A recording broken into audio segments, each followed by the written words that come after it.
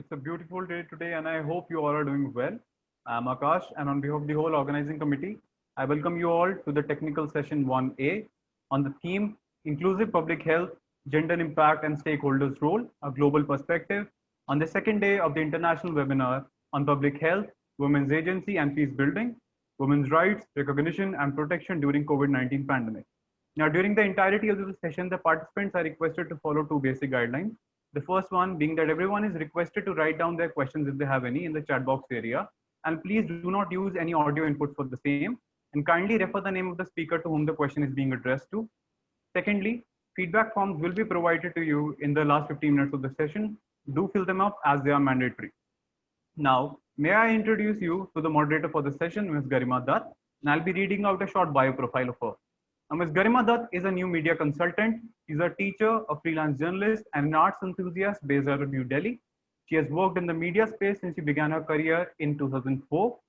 Arts, culture, literature, business, digital media, politics, and civil rights are active sites of engagement, and she likes to write on them as a freelance journalist. Ms. Garima also conducts art therapy, communication, and storytelling workshops, combining art therapy, poetry, and theater. She has been an active member of Yakja and a resource person since 2002.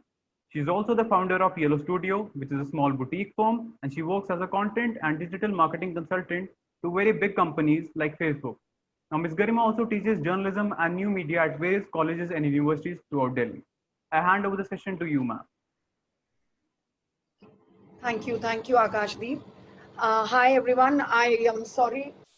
I hope I'm audible because there was too much of noise in the background. I welcome all the participants, dignitaries, eminent speakers. This is the first day of the technical session, and this webinar themed public health, women's agency and peace building, women's rights, recognition and protection during COVID-19 pandemic is being organized by Law School, University of Jammu, Yakja Reconciliation and Development Network, and International Civil Society Action Network, ICAN. Today's theme for this is our first technical session, and today's theme is Inclusive Public Health, Gender Impact and Stakeholders' Role, a Global Perspective. And we have with us our chair for the session. She would be taking the proceedings forward. Kindly allow me to introduce her. Ms. Aditi Kapoor. She works on issues of urban development and rural environment, climate change, livelihoods and gender, specializing in policy research and advocacy, communication and interactive capacity development. Currently, Aditi Kapoor is working with Red Cross and NGO volunteers to build local resilience to the integrated risk of disasters, climate change and ecosystem degradation. As a journalist on the Times of India, Aditi won the Statesman Award for Rural Reporting 1992, the Global Leadership of Environment and Development Fellowship 1998-99, and the Gender Just Climate Solutions Award 2015 in the category of Transformative Solutions. Co-founder of Alternative Futures, a small think tank, Aditi has earlier led Oxfam's work on climate change in India. She has several publications to her credit and has been on the boards of many non-profits, including India Water Partnership and World Resources Institute 2002 to 2009. We welcome you, ma'am. And now I hand over the session or the baton to Aditi, and she would be taking the session forward and introducing our speakers. Thank you very much.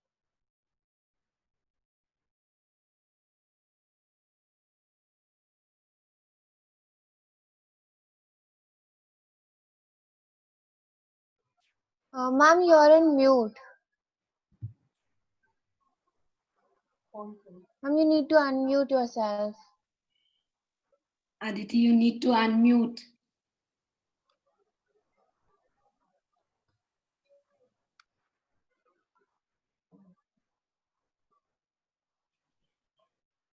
Has the host given her the right to unmute? Yeah. Yes, ma'am. Yeah, okay, thanks. Yeah. I did not have the right to unmute myself. Yes. So thank you, Garima, and good morning to all of you. Good morning, even though we are, joined by people from all over the world, but well, it's still good morning for most of us. Um, my sincere thanks to the organizers for inviting me here, and greetings to all the viewers who are here. This is a 2-hour session, so it will finish at 12:30 India time. We have 3 speakers, each one of them who will get about 10 to 12 minutes to speak. All of them are women. We have Kanta Singh from India. We have Neelam Raina from UK, so she's up at 6 a.m. We also have Melinda Holmes from Washington, DC, who's actually speaking to us from 1 a.m. to 3 a.m. So thank you so much for this unearthly hour that you have joined us. The good news for all of you is that there are no PowerPoints. So this is going to be a conversation, a dialogue, and not a monologue. I would request that you keep your questions for the last 30 minutes. Maybe we can get more, let's see. But in case you have a burning question, you can always put it in the chat, and Garima will make sure that in case it's required, then one of the panelists will take it. We were planning to show you a film, a 1-minute film on an issue which concerns women across the world, especially during COVID-19 times, on domestic violence. Unfortunately, the audio technicalities are not allowing us to do that. However, I'm sure the organizers can share the link with all of you. And so you can always go on YouTube and watch it. It's just a minute, and I would strongly encourage you to go and do that. What I will do is I will introduce each speaker to you just before they speak. We will start with Ms. Kanta Singh, but before I introduce her to you, what I'd like to do is to just place 3 key issues on the table. I'm sure some of the speakers will refer to it, and I'm sure some of the questions might also come for it, but I'd still like to just put it on the table. The first issue is actually just water. We all know that availability of adequate and continuous water is necessary for hand washing, personal hygiene, and keeping ourselves hydrated during COVID-19. We also know that water is a women's issue. Women are responsible for collecting and storing it, both in rural and urban areas. The question really is that how cognizant is the government or civil society organizations on ensuring that women are actually able to access water during periods of lockdowns and restricted mobility? So that's the first issue that I'd like to say, because health and hygiene is really related to water, and that's particularly important during COVID-19. The second issue really is the frequency of extreme events. Europe is now going through heat wave. In India, we've gone through the heat wave, and now we are entering our flood season. So there are heat waves and floods, and also intense rain, waterlogging. Question is that the needs and concerns are not assessed for relief, response, and rehabilitation of normal disasters. This pandemic is also a disaster. So are the relief and response and rehabilitation of women accessed? That's one. And then during these lockdown periods, what about social distancing? Or when we are going into shelter homes or during evacuations, men can always sleep outside in the doorways, women cannot. Access to water and food is again a big problem with restricted mobility. So there are many questions. I'm not too sure that anyone is asking these questions. Also the fact that women are not there in any of these decision-making fora. So I think those are critical questions that we really need to put on the board. And the third issue is rather ambitious, but because this is organized by the university, I am really putting it here with full hope that this can be carried forward by the Vice Chancellor and by the head of the law department, who has been good enough to organize this, is to mainstream feminist analytical frameworks in law, political science, agriculture, or whatever discipline planners, policymakers, judiciary, entrepreneurs, and practitioners study. Because these feminist analytical frameworks are mature. They can easily be part of the curriculum when we frame them.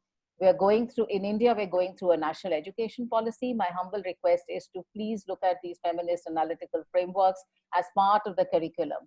How do you drive gender and equity without first studying about it? And we have the tools to do that. So can we do that, please? Study about the women's needs, concerns, and capacities, especially not looking them as a homogeneous entity, but across different race, class, caste, age, disability, and gender. I will rest right now, and I'm having great pleasure in introducing Ms. Kanta Singh. She has over 25 years of experience in the management of pro-women development programs. She's worked with national and international organizations to promote women in the formal economy, sports, and politics. That's quite a collection. Ms. Kanta's last assignment was with the UNDP, where she spent 9 years. Currently, she is country program manager in UN Women India, and her work is on education, employment, and entrepreneurship. Ms. Kanta is a Chevening Gurukul fellow and has won many awards. The three key points that Kanta Singh ji said that she will really be bringing in is how COVID-19 impacts women and girls versus men and boys. What role is the government playing, and what role can the students play in this? So I welcome Ms. Kanta Singh. The floor is yours. Thank you. Thank you, Aditi. Good morning, everyone, particularly the organizers who have put in a lot of hard work. I see they are connected day and night, and I saw that Akash spoke to me a number of times. I have known Ashima for some time now, so thank you, Ashima, for inviting me and giving me a chance to speak to young people. I really get excited when I get to speak to young people. I don't know, maybe I mean, in my thoughts, I never wanted to be a teacher, but somehow when I go and interact with people, I think students category is one where I enjoy the most. Maybe they challenge me, maybe that's a dream. But yeah, I really like talking to young people. So thank you for giving me the chance. This is also the first time that I'm talking to students from Kashmir, Jammu and Kashmir. And it is when I have lived in Jammu and Kashmir for almost 6 to 7 years, and all parts of Jammu and Kashmir. We were in Udhampur, we were in Akhrur, we were in Leh, we were in Srinagar. So I really, really loved the state, and that's how we got 4 postings there. My husband is an army officer. So we have really enjoyed the hospitality and the kindness of people from Jammu and Kashmir. And this is the first time I'm formally speaking to them. And thanks to the times that we are in, that these are some of the opportunities. And I'm going to start with opportunities that this COVID pandemic has thrown at us.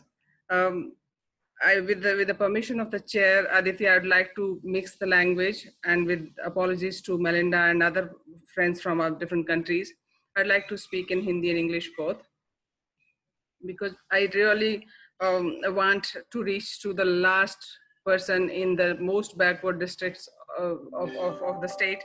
So language should not be a barrier for anyone. So thank you for allowing me to do that. मुझे बहुत अच्छा लगता है जब student से जब बात करते हैं, लेकिन आजकल का जो समय है ये बिना टेक्नोलॉजी के पॉसिबल नहीं था, particularly young people taking charge of the events like this. I think this is a great opportunity. And let's start with good things that have happened or that have been forced on us. So use of technology, for example, it would have taken us another 10 or 15 years to reach this stage where all the major events, including international events, are taking place in virtual space. I think that's a great opportunity that we transition from where we were to a technology-led space. I think more and more young people would be able to benefit from that. So that is one. Meeting people in the virtual space. अब अगर ये जम्मू में होता या श्रीनगर में होता ये event, तो हम में से बहुत सारे लोग नहीं जा पाते। फिर ऐसा बहुत बार हुआ है कि मुझे इनविटेशन मिला आके बात करने के लिए वहाँ पे उन शहरों में, समय की कमी की वजह से, कभी कनेक्टिविटी की वजह से हमने कहा अगली बार आएंगे। तो ये जब तक ये हमारे ऊपर फोर्स नहीं कर दी जाती बातें, तब तक हम इसको अडॉप्ट ही नहीं करते हैं इन चीज़ों को। तो अब बहुत अच्छा मौका है कि हम लोग एक दूसरे से जहाँ तक पहुँचना चाहते हैं, एक दूसरे से सीखना चाहते हैं। I think this is the best time for that. Teachers के लिए बहुत अच्छी बात है ये, क्योंकि टीचर्स को भी नए तरीके से पढ़ाना आने के लिए ये सिचुएशन फोर्स करती है आपको सबको। तो ऑनलाइन आपके लेक्चर्स तैयार करना, पावर पॉइंट्स तैयार करना या वीडियो डॉक्यूमेंट्रीज तैयार करना, ये सब इस टाइम की ज़रूरतें हैं, क्योंकि आप कितनी देर तक खड़े होके सिर्फ लेक्चर मेथड से पढ़ाएंगे। बच्चे नहीं, young people actually, sorry, young people demand that they are also considered an active group. So वो भी contribute करते हैं कि नहीं हमें ऐसा नहीं, हम इस तरीके से पढ़ाइए. और बहुत सारे तरीके हैं. आप ग्लोबल नॉलेज घर तक आने की स्थिति में हैं. आप हार्वर्ड के कुछ कोर्सेज करना चाहते हैं, बहुत सारे फ्री कोर्सेज हैं अभी. आप अगर कोर्सेरा पे कोर्सेज करना चाहते हैं, शॉर्ट कोर्सेज और long courses, it's very much possible. So कुछ यहाँ पे अवसर हैं अपने सामने जो कोविड की वजह से हमारे सामने आए हैं, उनका हमको फायदा उठाना चाहिए, मुझे ऐसा लगता है. चाहे वो टेलीमेडिसिन हो, चाहे वो अब पिछले 4-5 महीनों में हम सब ने देखा कि घर से काम आसानी से चल जाता है. अगर आप बाहर ना भी निकलें, unless somebody is unwell or somebody needs to go out for some reason, I think we can very much do within the household. आप घर में रहिए, स्वस्थ रहिए, सेफ रहिए, आई थिंक सबसे अच्छा वही है. लेकिन ऐसा नहीं कि जो ये सारी प्रॉब्लम्स आई हैं इसके साथ दिक्कतें नहीं आई. कोविड से तो बहुत सारी दिक्कतें आई हैं. आपने, मैं एक एक करके उनके बारे में बात करूंगी, लेकिन मेरा जो फोकस रहेगा वो ये है कि खासकर जो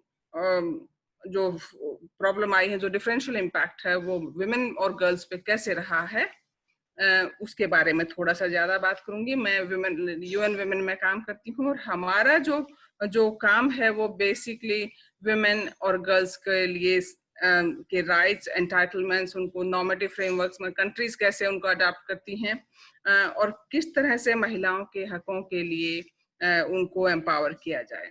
तो anything that relates to women and girls is our business. So I am particularly and I'm personally very committed to sports, politics, and economic empowerment of women.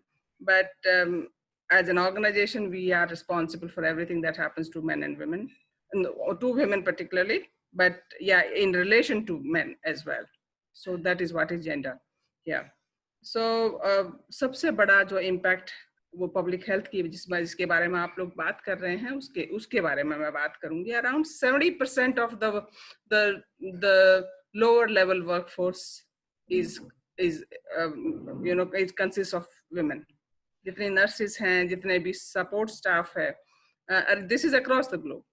Only 30% women are doctors, but 70% doctors are men. But in the support staff, around 70% are women.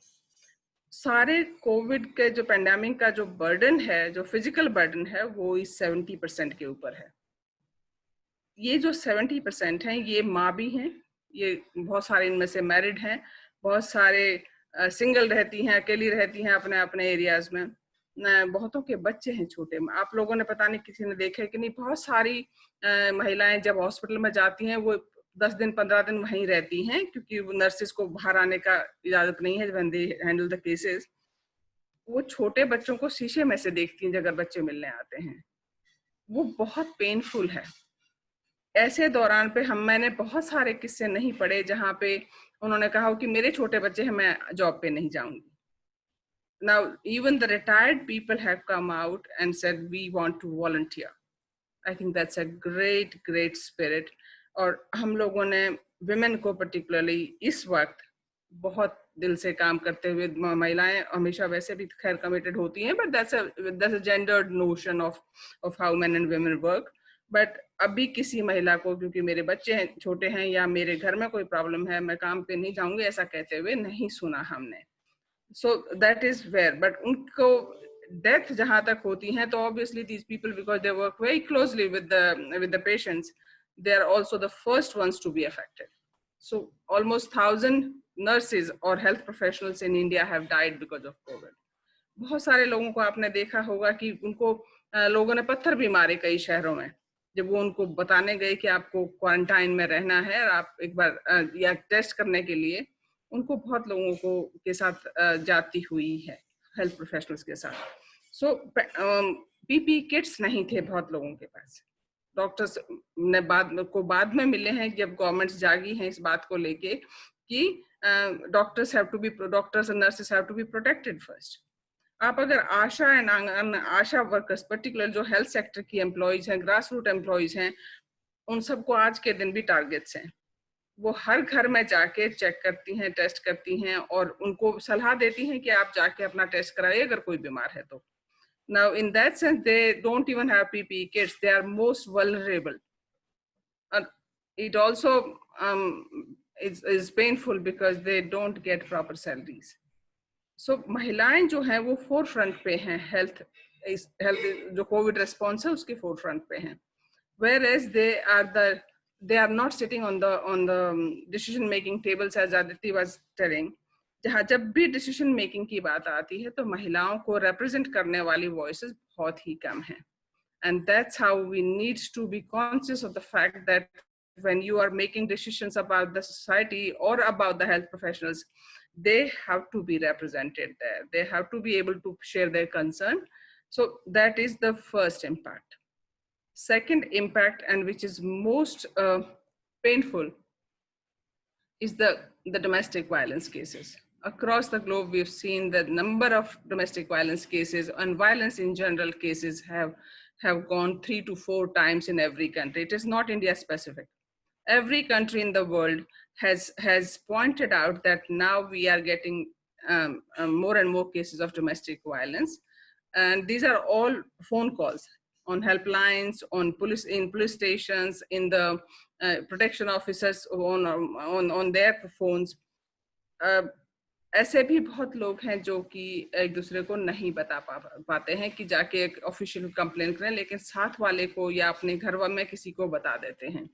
उन cases की तो हम बात ही नहीं कर सकते हैं. और इनफैक्ट क्योंकि आपका टॉर्मेंटर जो है, आपका the person who is causing violence is sitting next to you, how do you complain? So lockdown के दौरान तो बहुत सारे केसेस ऐसे हुए जहाँ पे वो बता ही नहीं पाई महिलाएं कि मेरे साथ ऐसा हो रहा है, क्योंकि जो वायलेंस करते हैं वो उनके साथ हैं घर पे, घर से बाहर नहीं जा सकते. जब वायलेंस होती है किसी महिला पे तो वो या तो पड़ोस में कहीं चली जाए या तो अपनी माँ के घर चली जाए या कहीं और चली जाए, वो इस बार जाने का भी कहीं नहीं था. तो आप ये समझिए कि 24 घंटे आप उन्हीं लोगों के साथ हैं जो आपके ऊपर जाती कर रहे हैं. Now that could be very painful. So violence के केसेस इंडिया में भी जब ये पहले तो मना किया कि नहीं कुछ ऐसे खास बात नहीं है, इंडिया में ये नहीं है, लोग इसको एग्जैजरेट कर रहे हैं, but finally NCW accepted that yes, there is an increase in the domestic violence cases and they set up a helpline. It's a WhatsApp number that they gave saying if you are being subjected to domestic violence or violence of any nature, please call on this number. And after a month, they reported that the cases had doubled the normal times. So this is a shadow, it's called shadow pandemic.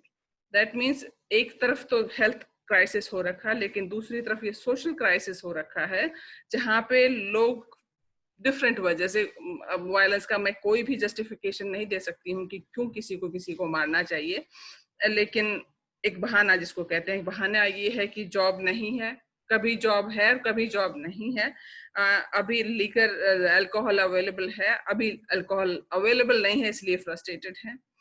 Loss of livelihood, definitely that I will come to that letter.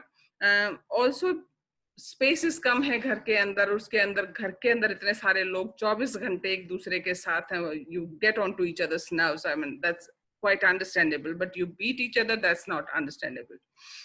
So different वजह दी गई कि क्यों violence हो रही है महिलाओं पे इस दौरान ज्यादा, तो लेकिन जो बिल्कुल जस्टिफाइबल नहीं है. तीसरा जो इसमें सोशल इशू जो हुआ वो ये हुआ कि जितना काम महिलाएं पहले अनपेड केयर वर्क जिसको बोलते हैं वो महिलाएं करती थी, वो बहुत बढ़ गया. आप if you look back at your families, how the mothers or sisters or women of the house are taking care of 3 meals. People are sitting at home, some are watching TV, some are doing some work, and not that men are not helping, some men are also helping at home, but most of the unpaid care work is being done by women. इसमें खाना बनाने से लेके घर के सब लोगों का देखभाल, कपड़े, नहीं तो काम पे सब अपने चले जाते थे, कोई कॉलेज जाता था, कोई स्कूल जाता था, कोई ऑफिस में जाता था, कोई खेत में जाता था, सब बंद है, सब घर पे हैं, सबका काम महिलाओं के ऊपर बहुत ज्यादा बढ़ गया है. That is the second issue that has emerged, and that's the second differential impact of COVID on women. The third and last one, and I won't continue speaking on this, would be the economic impact. Now, whether a man loses his job or a woman loses her job, impact is same, that women would have lesser money at home to spend. And before I go to economics, sorry, Aditi, you are right. Water was a major crisis in many, many households. One, because we were government and everybody else was asking people to wash hands as many times as possible without caring for the fact that not everybody has running water at home. In rural areas, women have to bring water from a distance. And so if everybody starts washing hands 20 times a day, so you can understand the consumption of water will go up. And the burden of bringing more water is on women then. So unpaid care work women pay बहुत ज़्यादा, उनका loss of sense of identity, loss of sense of well-being, उनकी चिंता उनको खुद नहीं हो सकती, लेकिन किसी और को भी नहीं थी. Economic impact बहुत ज़्यादा हुआ है. I don't know how many of you know that women's labor force participation has been going down for last 10 years. We were at 36, 37%. Now, before COVID, we had come down to 23%. And it was going down for many, many reasons. Some are known to us and others are not known to us. So 23% and it's still going down. Nobody has done a proper survey. Only the numbers have come down. That's what CMEI said. But we will have an assessment after the COVID, and that would mean that more and more women have lost jobs rather than men. Why I'm saying that now when the industry or the job market opens, even the governments want that men should be the first ones to be employed. There are a couple of reasons for that. I have been speaking to government officials and they're saying that, when men don't get jobs, or particularly young men don't get jobs, they become law and order problem. They also become a social problems when they are at home or they are not working. And that may be true because they get into antisocial elements and then start creating problems for the family and for the society. So government's priority is to give jobs to men first. Right, but not at the cost of women. So that is not right. So women will be, as far as job market is concerned, women will be the last priority. That's what we fear. I'll be happy to be proved wrong. But when in normal times, women's participation is going down, I don't know what will happen post-COVID. So that is one. It is a loss of livelihood, loss of income at home. That is most prominent. We are working in the four poorest states of the country, Odisha, Rajasthan, the tribal parts of Maharashtra and also Bihar. And we see that many migrant people have gone back home, gone back home and they don't have jobs. Obviously, if they didn't have jobs in cities, they can't find work at home at local level. And women, if they were doing something before COVID, now they also have loss of job. They're also sitting at home. So in many, many families, there's just no income at all. They are surviving on the Jan Dhan Yojana's 500 rupees a month. And also the money that probably some money that was saved. But many families under a lot of stress. And the burden of that is mainly on women. Because if there's less money, she is responsible for feeding the children, whatever that is. So that means the extra burden of not having income at home is, of course, the whole family is affected, but the burden is on women. Also, the value chains that connected them from the urban market have been, I would say, destroyed because there was no transportation, public transportation, there was no markets available, people are in lockdown. So there's whatever little produce they had, they are not able to sell it. So we work in these areas as I said, the most backward districts of the country. Some women had started contributing to the value chains, agri-value chains. Now they are not able to do that. So that means a proper loss of livelihood for them. So having said all these things, there are also opportunities. And there are also demonstration of great human-centric and people-centric leadership of women. You must have seen how countries which are women-led have done better in COVID response. And I would give some examples for you. You can take New Zealand. A young woman leader has been able to respond to COVID in a much a more humane way, then I don't want to name, but there are many others in the world who have not been able to do that, because for them, people didn't matter. Women leaders in Finland, Norway, Germany, and there are 6 countries. Taiwan is one, Vietnam is one. I don't know Vietnam, I'm not very sure, but Taiwan definitely. So 5, 6 countries where women leaders have been able to handle the crisis much better. Because whichever crisis, this is COVID crisis, but any crisis, and Aditi would bear me out, women do get affected adversely. It is not the same for men and women. Women do get affected in a different way. And that is what COVID has also brought out to all of us. And we now need to, my last point is on what can government and students do. So government is doing what it can do. They announced different schemes for women who are at home, widow pensions, or any kind of social pensions have also been taken care of. But what has happened is that during our survey that we found out that about 50% of the Jan Dhan accounts are not active. It's not that the government didn't want to give money, but the accounts were inactive for a long time. So the money has not been able to reach people's hands who deserve this or who were entitled to get it. And that's one. Government has also, as I said, set up a helpline for domestic violence. That is the second thing. Government is also coming out with a scheme for women entrepreneurs. If they want to either start or expand their businesses, the government is going to support them. So that's the third thing. Fourthly, we have sent several documents, several policy issues to the government, and government is considering number of them.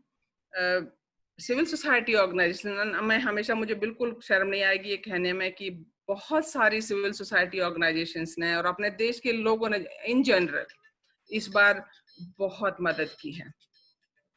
ऐसा मैंने मेरी life में नहीं देखा कि लोगों ने अपनी स्पॉन्टेनियसली लोगों ने अपना बाहर निकल के जो उनके बस में था उन्होंने मदद की एक दूसरे की. I think that's a great thing to have happened this country. I didn't know we had that spirit at that scale. So, and civil society organizations इस बार अगर नहीं होती जितना उन्होंने काम किया है, मुझे नहीं लगता सरकार हैंडल कर पाती इतना काम. चाहे आप कितना भी मलाइन करें NGOs को, CSOs को, but they have played a great role in COVID response. मैं स्टूडेंट से खासकर एक अपील करना चाहूंगी कि when you are young, you also have your own notion of what should the country be run like. You know what should happen to the country. You know what can you do. अगर एक दिन मुझे प्रधानमंत्री बना दे तो मैं क्या कर सकता हूँ. Everybody thinks like that. मुझे ये लगता है कि जहाँ भी आप हैं, जिस भी स्थिति में हैं, even if we don't get the opportunity, please dream that you are in a position to change the world. You are in a position to change the country. You are in a position to change the next generation. Please have that dream, because that's the one of the biggest powers that you have, I would say. And don't allow anybody to tell you that that dream is too big to achieve, because no dream is too big to achieve. Please do to keep that dream. I'll take just 2 more minutes because I'm getting on another call. Secondly, just look the very next to you. Just look if your sister or your bhabi or your bua is denied any economic opportunity. If some man is beating his wife or his sister, his whatever, please start playing a big role.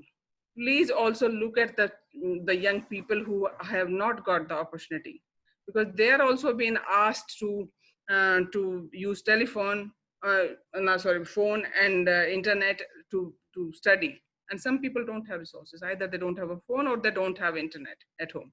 Please help each other. So don't have to go very far when it comes to action. Just look around you and see what you can do. Don't let injustice pass like that. Just do something about it. Don't have to pick up a fight, but be smart in finding a solution. The global good practices are at your fingertips. Please do read them, and please create groups like you have created a group to organize this webinar. There are many opportunities like that. Please do play a role. Don't wait for the big opportunity to come to you where you will change the world. The small things will matter. Thank you so much, Aditi. I have to get on the call. I'll rejoin you. Thank you. For any question, I'll come back and respond. Thanks a lot. Thank you so much, Kanta Singh. That was very clear and it really encompassed a whole lot of issues. And I'm really glad you're leaving this by telling the students that every drop matters and they have the wherewithal to start making a big ocean. Thank you so much. And we will see you in a little while after you're back. Thank you. Thank you. Thank you. Yes, and please do look at the chat. There are some responses in the chat from the audience, so that would be very useful. Thank you. Thank you so much. I now invite Ms. Melinda Holmes. She's a program director at the International Civil Society Action Network, which is one of the organizations that is co-organizing this particular event. Melinda Holmes works with Women's Alliance for Security Leadership.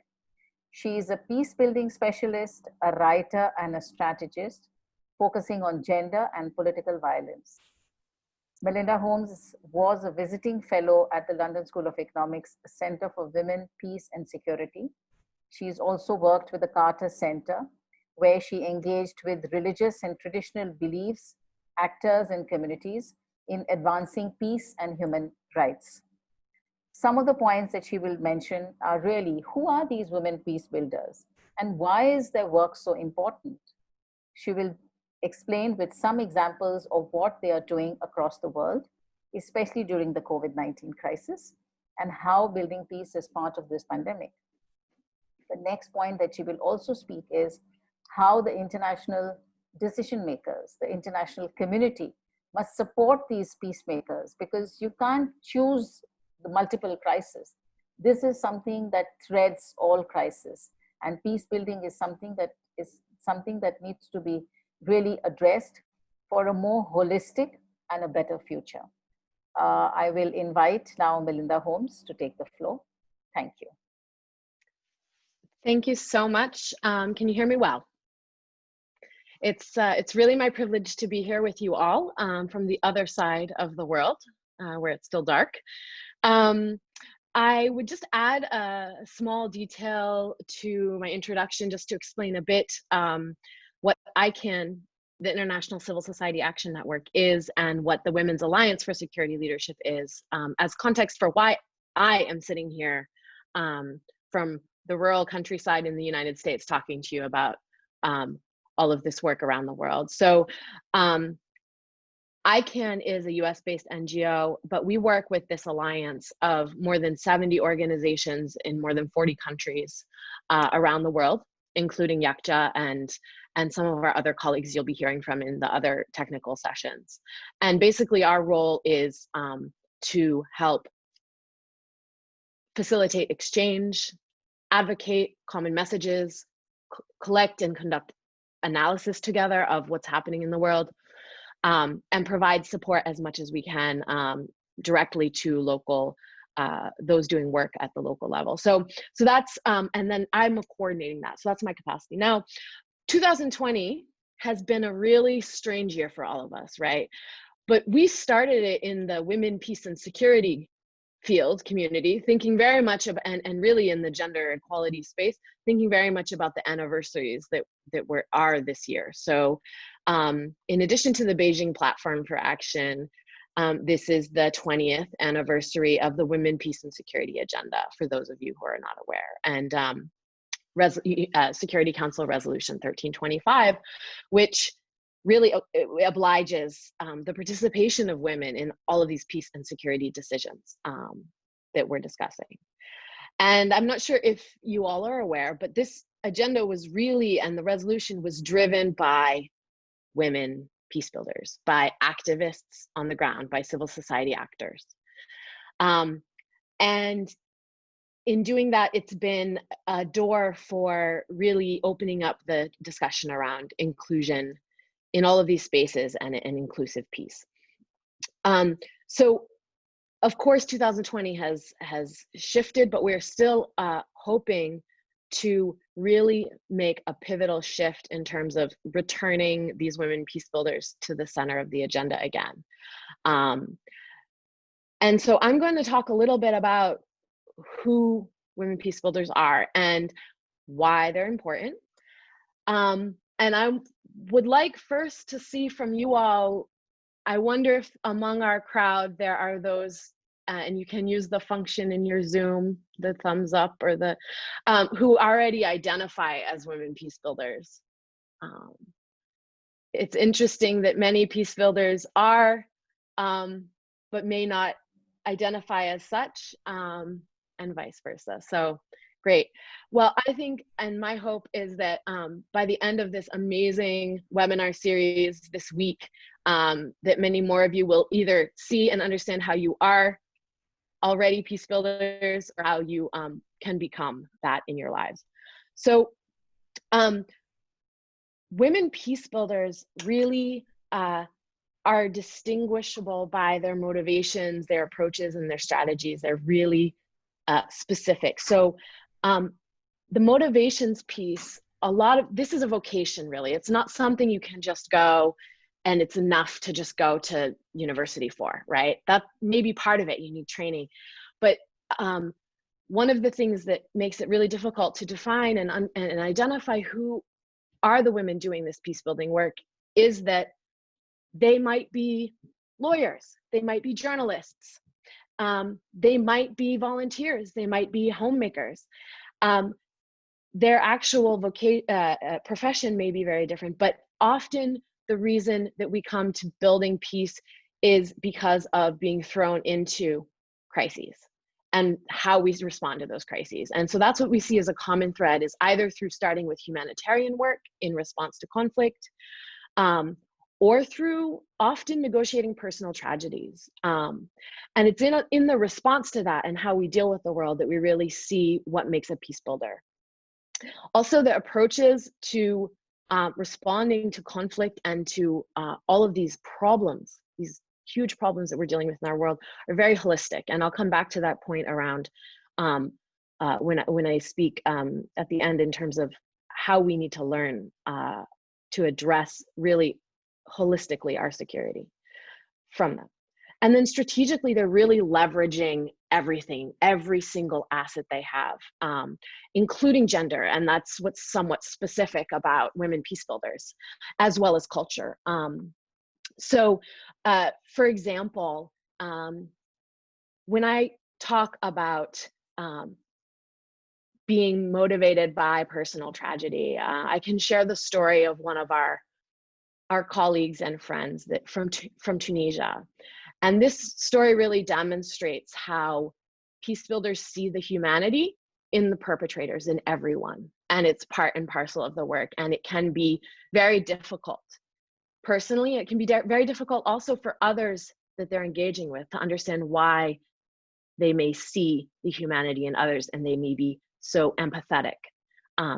So our colleague, Dr. Khadija Arfawi in Tunisia, she has been an amazing feminist, Islamic studies author of politics, and she lost her son and daughter-in-law in the Istanbul bombing some years ago.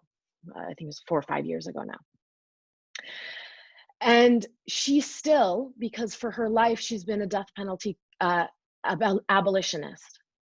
And she has continued to be, in spite of this, advocating for not advocating against the death penalty, including for the perpetrators of this attack. So this is one example.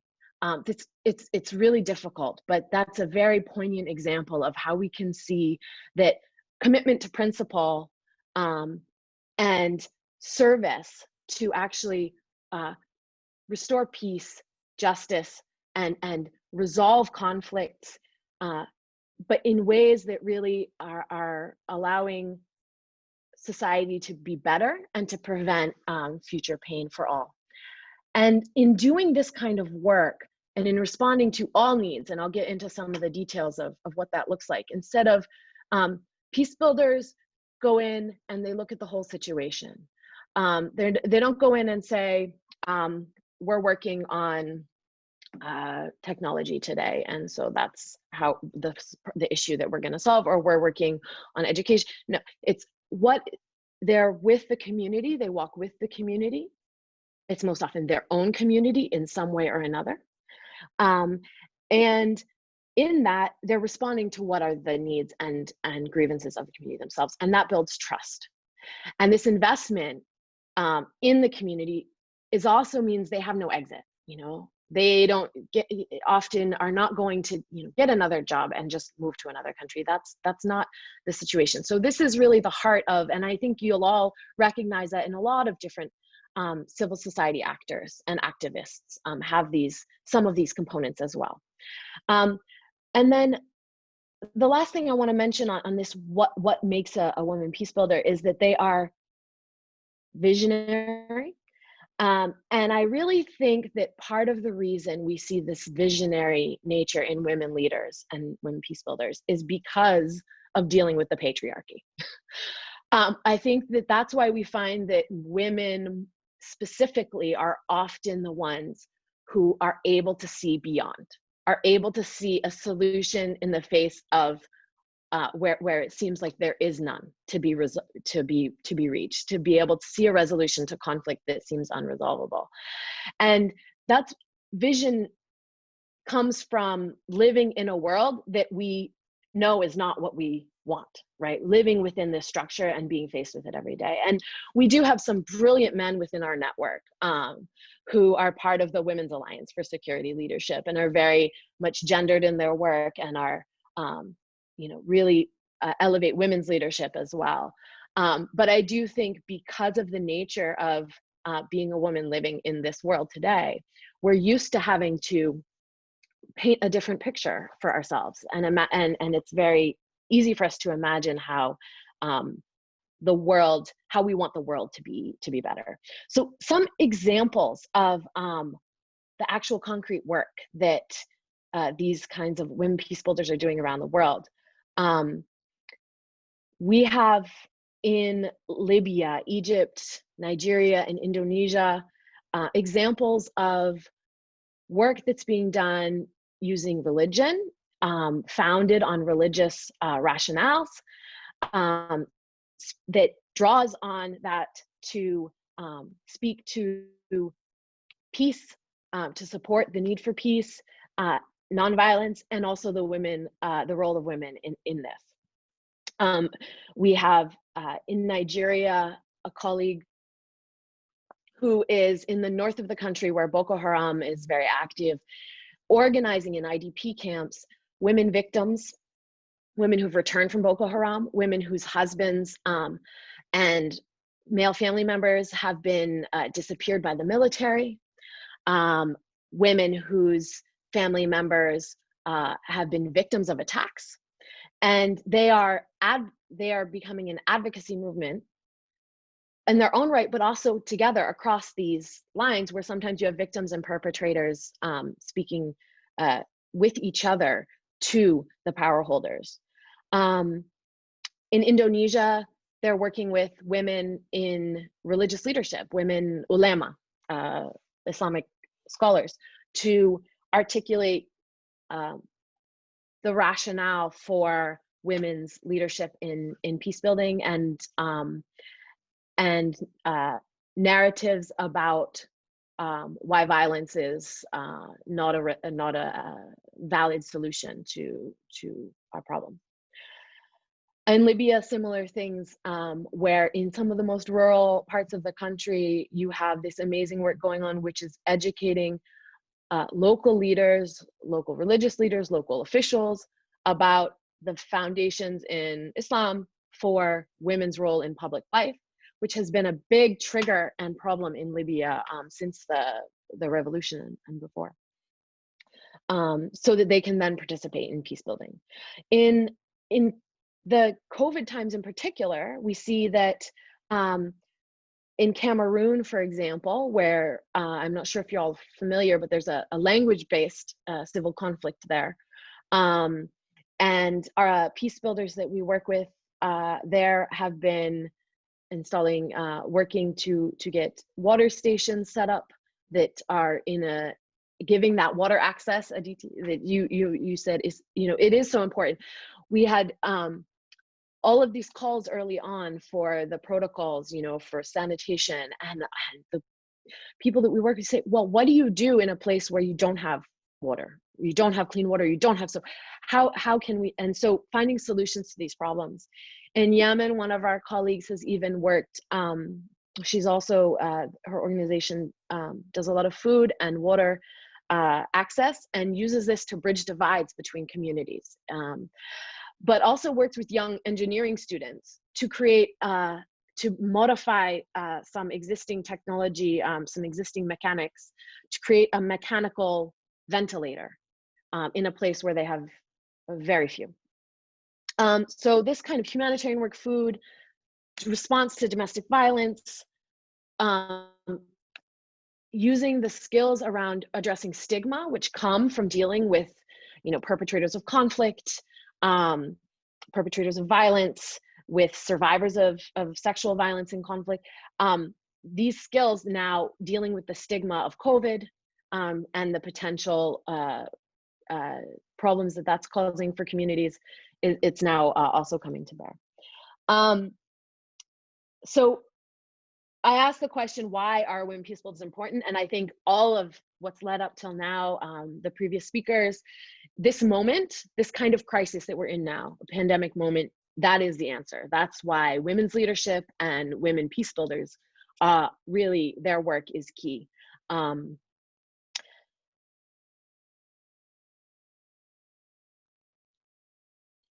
I think one of the things that we ask is, so what about this is peace building? Why is this different than just humanitarian work or just all of the other kind of activism we do? And that's because the perspective that's brought to the table by those who do this kind of work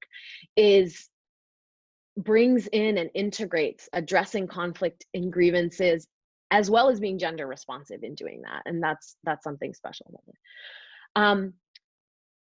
So the powerful decision makers, I really liked what my colleague before me said about, you know, what students can do and how every small bit helps. Well, I can tell you that's where the power actually lies, because we've been privileged to be able to advocate with some decision makers, major governments. We actually had last week a call with our network and members of the UN Security Council. So that's it. And across the board, these decision makers, they have no idea what to do. And it is the solutions that folk are finding on the ground that are really what's going to save us. And so that's why we have to follow the lead of those local actors and not be forced or allow ourselves to fall into choosing between crises to respond to. We have to be holistic in our response. That's what the colleagues I work with around the world do. And I think it's something we've always needed. You know, we needed to be able to look at security, look at health of our societies, look at development holistically. But now more than ever, we're seeing how security we have to redefine it, and we have to look at it from the perspective of human security, because whether it's safety, the storage of chemicals in a port in the middle of Beirut, whether it's health, you know, the just negligent response and preparation for this pandemic in so many ways, climate, as we know, food security, safety at home, personal violence. These are peace and security issues, right? And each one of us is a human being. We're not divided up into different, you know, sectors and fields, and oh, this part of my arm needs water and this part of my arm needs, you know, protection, and this part of my leg needs education. No, we're all, and our communities and our societies are the same. So I think with that, I will just end with a couple of additional points around particularly conflict and in the time of COVID, what that means. And I know that my great friend, Dr. Neelam Raina, will be following up and giving a little bit more analysis on conflict. But when this began, I think a lot of people thought, oh, we're all in the same boat. we're all having this shared challenge. It'll bring us together. But what we've in fact seen is that the pandemic has actually increased conflict and violence. It's been being used as an excuse or as a shield, a smokescreen for power games, and it's not causing a reduction in violence. It took a long time. It took 6 months to get the Security Council to agree to call for a global ceasefire, and it's not being followed. It's been called for now, but it's yet to be. So that has to change. And I think what I will leave it with is that often at times we talk about, when we're talking about peace building and peacemaking, we're talking about mediation, we're talking about negotiation and making compromises. And I think that is a key part of this, but it's not, while it's not partisan work, and it's important to be independent, and that's one of the main characteristics of women peace builders and peace builders in general, it's not apolitical. And so we do have to use our voices and be smart in our political analysis, because this all comes back to power dynamics. Yeah, with that, I really look forward to the discussion and to having more Q&A with you all. Thank you. Thank you so much, Melinda Holmes. And I'm glad that you said that this is definitely not apolitical. It's all about power dynamics. And it's just not this pandemic. I think whenever anything happens, women are the first to get hit and the last to get heard. So I think that is something that we really, really need to change. And indeed, our next speaker, Dr. Neelam Raina, is going to take forward this conversation on peace building, because peace building's base is really conflict and injustice, which is what Dr. Neelam Raina will speak on. She's an associate professor of design and development at Middlesex University in London. She's also a challenge leader for security, protracted conflict, refugee crisis, and forced displacement with the Global Challenges Research Fund of the UK Research and Innovation. Her research interests have included conflict, material cultures, gender, and livelihoods generation. So that's really rich. She's worked with NGOs, educational charities, academic departments, both in India and in Pakistan. Her recent work has been on Iraqi heritage and material culture. She's an editor of the International Journal of Traditional Arts and the forthcoming Creative Economies of Cultures in South Asia, Performers and Craftspeople. So I have pleasure in welcoming Dr. Neelam Raina to take the floor. Thank you. Thank you very much. I hope I can sit through this. It's lovely to see so many people online. And I think following up between Kanta and Melinda has been a perfect space for me to insert my 5 cents worth. Just to say that, just to start with setting the context really, we know that between 2009 and 2017, there were 364 cases of disease outbreaks in refugee settings. And this is 108 refugee camps that were affected by these disease outbreaks. So we know that there's a particular vulnerability to a specific group of people within conflict settings for who a pandemic of this kind can be absolute disaster too. We have to also remember the fact that we have the world's highest number of displaced and refugee populations that we've ever seen. And the numbers are going up. So when you look at the impact of COVID on this specific group of people, it goes beyond the edges of your imagination of where it can go. We also know that conflict is.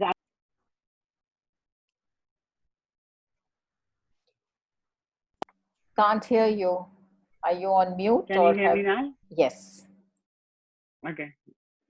Okay. So we also know that conflict exacerbates the spread of disease. We know that from recently in Syria, we knew that polio has reappeared in Syria and it's on the up.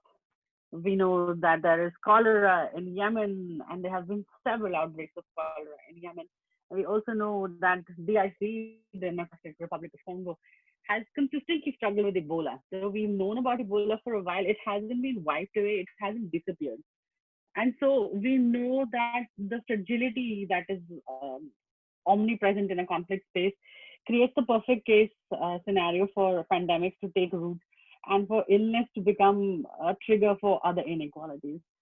What Melinda also mentioned, which I would like to pick up on a little bit, is the fact that it was almost like a litmus test. This pandemic was like a chemical test that highlighted the inequalities that we couldn't see, the extreme inequalities, social, economic, whether you want to call them gender-based inequalities, women-focused inequalities, marginalization.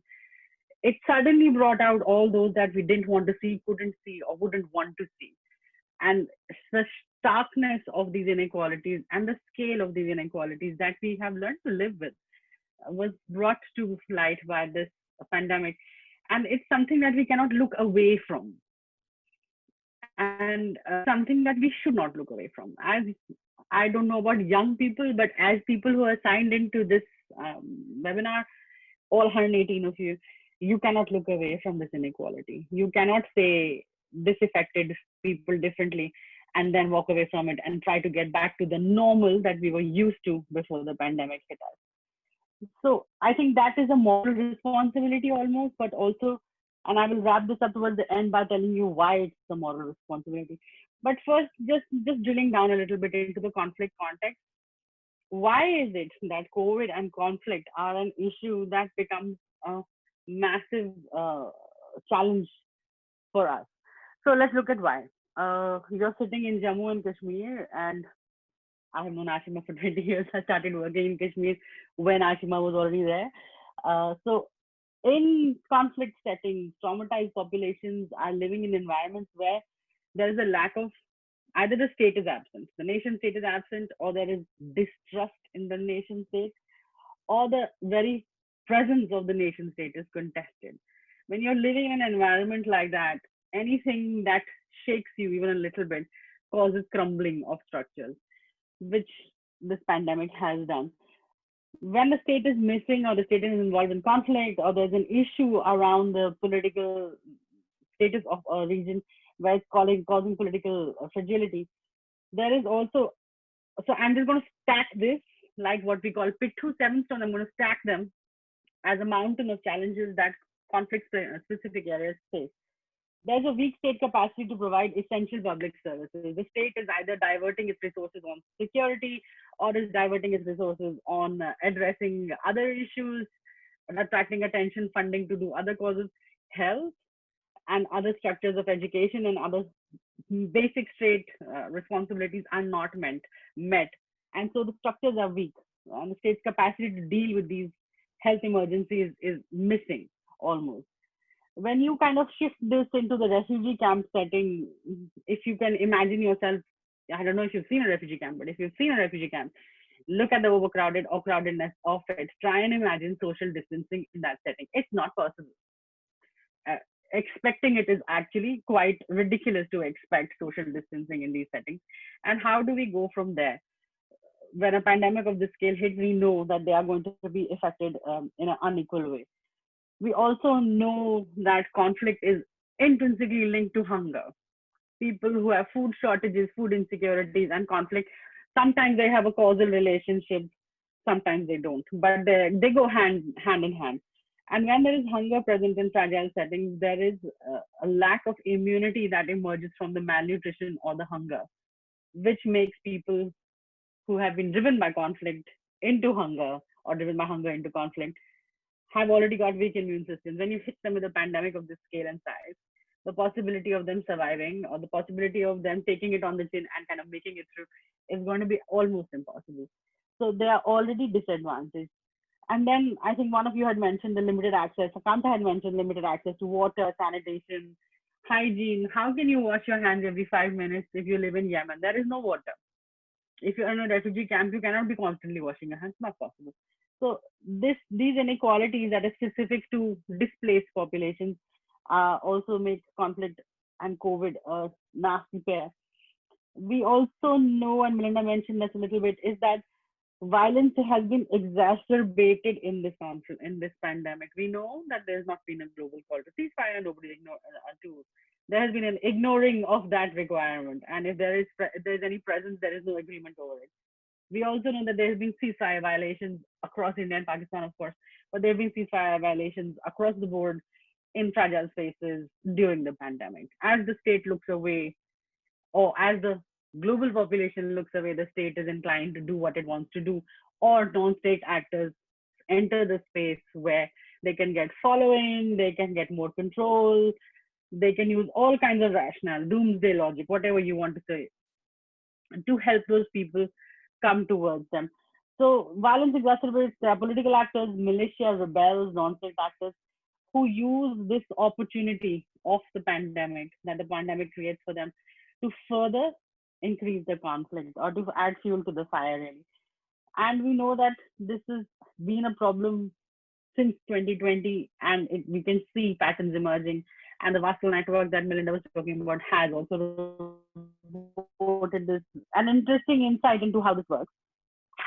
We also know that conflict areas are known to be poor areas, and there's issues around livelihood generation that seem to be a solution to conflict. But the ability to generate livelihoods with supply chains cut off in non-conflict areas is difficult. In conflict areas where the supply chains are non-existent and the pandemic sits on top of them, it makes it a very steep challenge to face.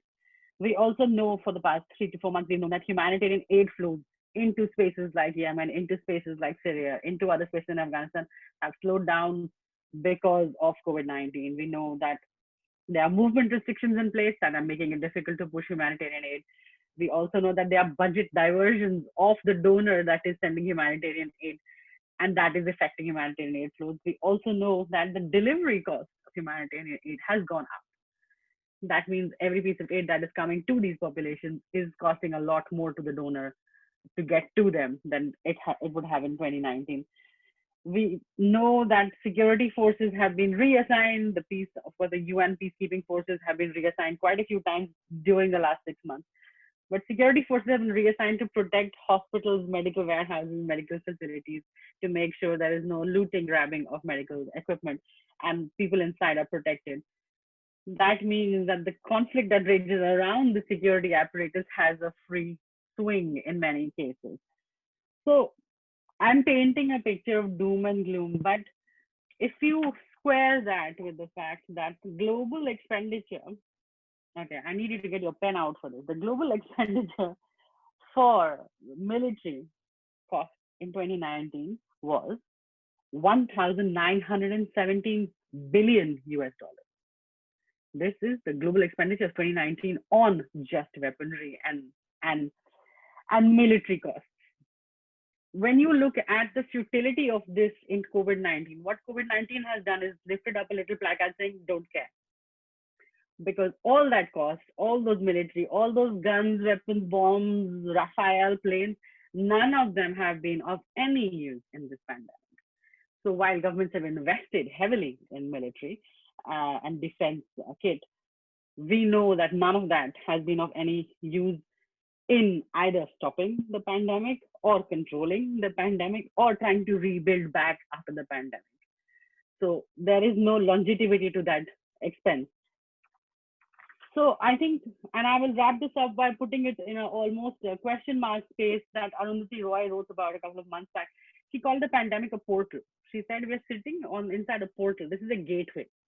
We have lived this space where capitalism has kind of pushed us into inequality. We've reached a point where we knew this was coming. We've been warned about it, and yet we've crashed into it. Now we have a choice. Either we can go through this portal in time and cross over to the other side and look at it as an opportunity to reshape the world and reimagine how we want to live post-COVID. Do we want to drag what she calls the carcasses of capitalism with us through that portal into the next imagined future? Or do we want to completely break it apart and move from there?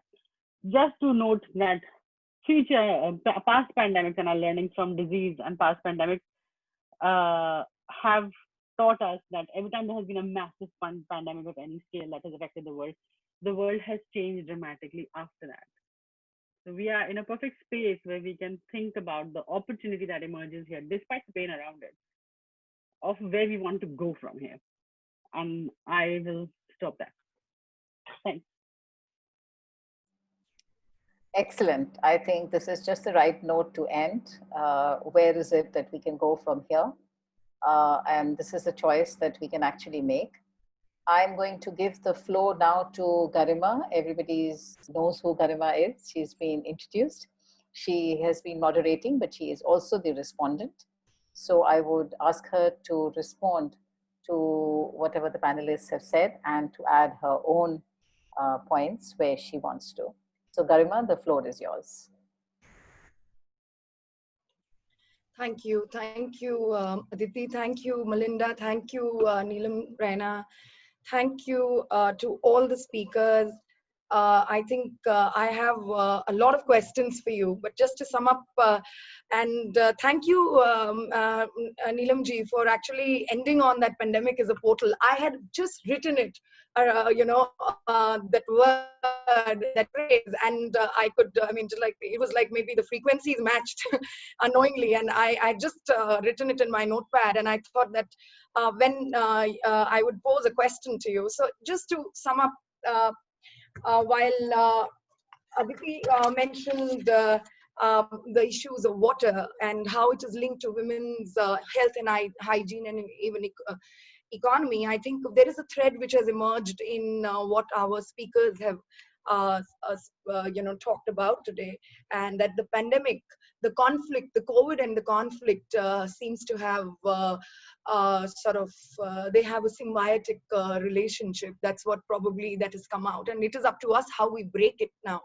I mean, if I were to look at what Kanta ji said, that there has been a differential impact of COVID on women, especially women who are health workers. They are at the lowest rung in the hierarchy in hospitals. They make up 70% of the workforce, but they are not at the top rung. They have succumbed to this pandemic. They've been working, the ASHA workers, the Anganwadi workers have been working.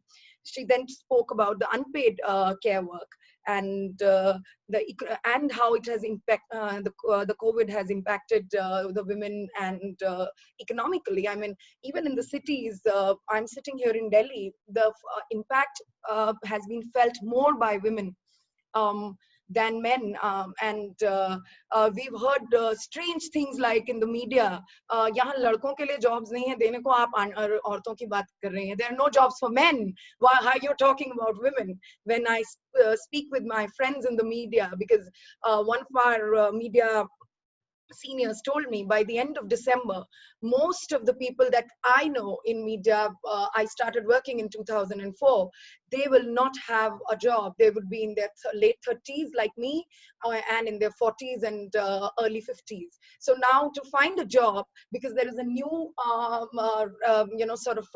workforce coming in who can be hired for at lower salaries, and most of them would again be men.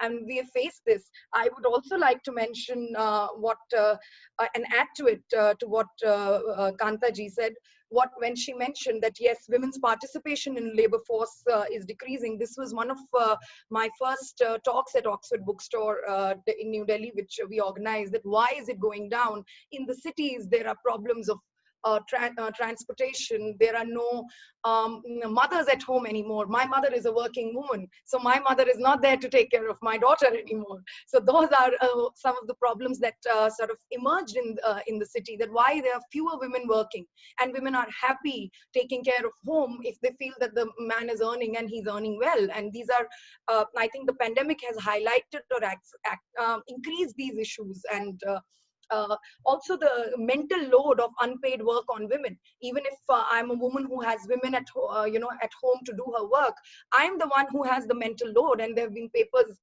written on it. And I think the pandemic, as rightly Mrs. Singh rightly put, the pandemic has actually increased these problems manifold.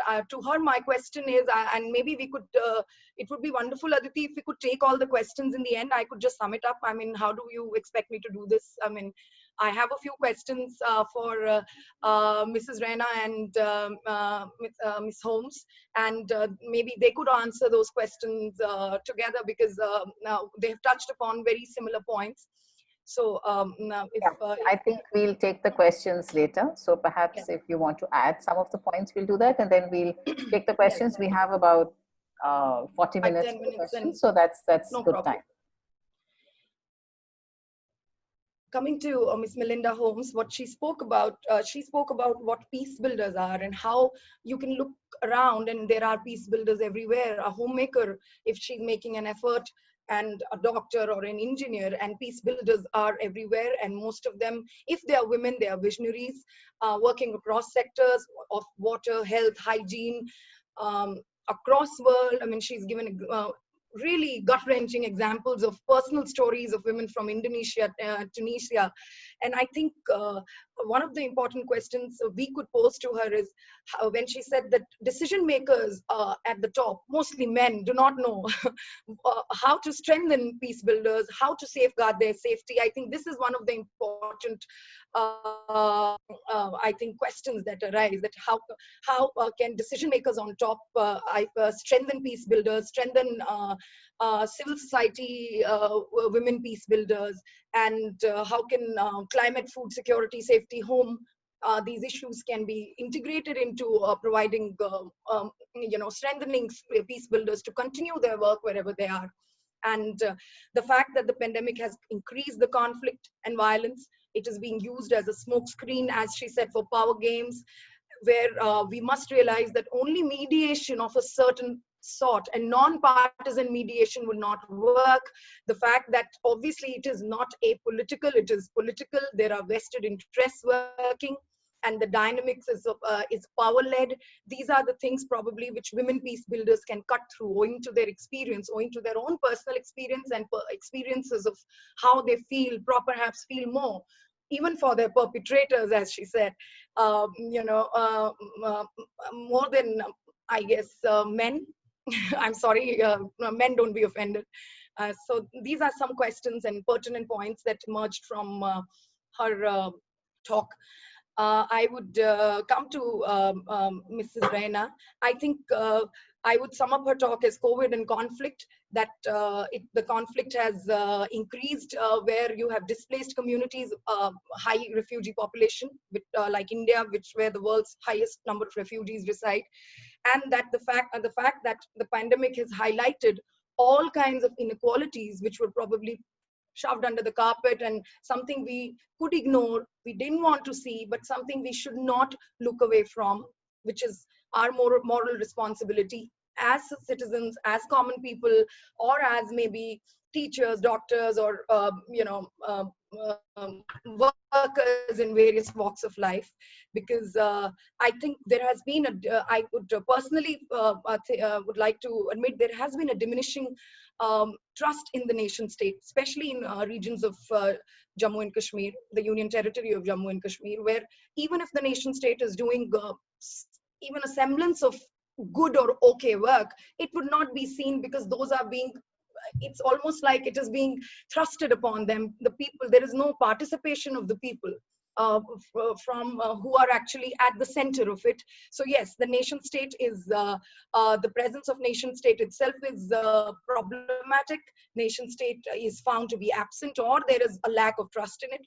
And with the pandemic making states and governments diverting funds from education and health, the state capacity, which was in any case at a very abysmal lower levels to deal with any sort of health emergency of this sort, it has actually probably created many problems for women and children, especially girls and women, because they are the ones who are probably working more, are more vulnerable, and the violence against them has accelerated. And I believe that it is only when non-political actors who, as she pointed out, add fuel to the fire, can be done away with in a maybe in a what do I call, in a manner in which, or they can be included in I think sometimes non-political actors may have positive vested interest. This is my idea, maybe, so that I think it would be much better. I think non-state actors at some points, maybe this is something which Mrs. Raina could explain to us, how can we include non-state actors or non-political actors in a positive manner instead of making them, do the hard work or the of adding fuel to the fire. And yes, the pandemic allows us an opportunity to reimagine the world, maybe a just world. If inequality is a word which people think is a myth, but maybe a much probably equal, towards an equal society, and not let it break. My own observations I would like to add are that what have emerged from what the speakers have spoken about, that the key focus areas post-pandemic for women especially should be water, sanitation and hygiene.